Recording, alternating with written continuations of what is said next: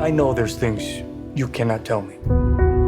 But I also know there's a story here, and I think everybody will hear about it. Spotlight gained a lot of buzz right out the gate for the controversial nature of the subject matter and the overall level of skill of the filmmaking.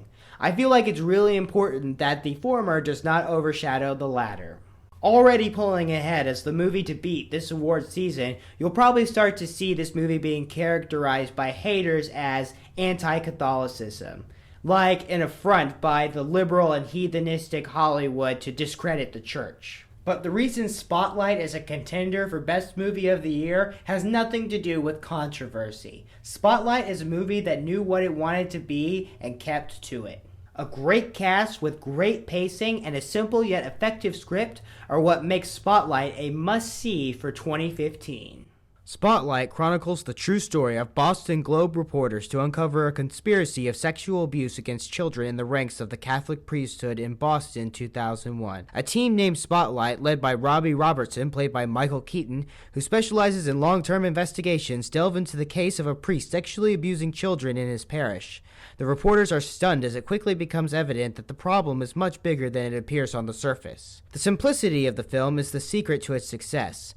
This film follows a very by-the-books approach to a film about investigative journalism. This method of simplicity by director Thomas McCarthy allows the film to stay focused on the story that unravels before its audience as it unravels for the reporters on screen. It also allows the film to center upon the central themes of morality in a community and governmental and journalistic integrity. The pacing for this film is just so damn good. Spotlight doesn't really attempt to flesh out its characters, but it doesn't need to.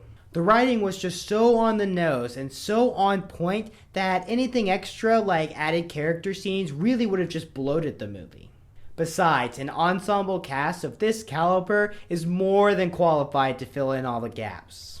It has to be said that the acting in Spotlight is really what seals the deal. Michael Keaton, who may I remind you is just coming down from the success of last year's Birdman, carries the film with that top-of-his-game skill he has been rolling on the past couple years. The rest of the cast ranks across the board on a scale of a pretty good Rachel McAdams to a phenomenally powerful Mark Ruffalo. This was really needed because, like I said before, there is no time in the hustle and bustle of this investigation for any kind of character development. But the film's simplistic structure complements the use of highly trained actors giving their best performances of the year to make these reporters relatable in subtle ways. This may be my most important recommendation of the year, so drop everything you are doing and go see Spotlight.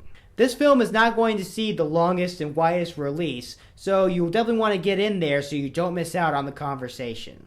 Spotlight is a movie that will be studied and talked about for years to come, so do not miss your opportunity to get in on this influential film. Thanks for watching!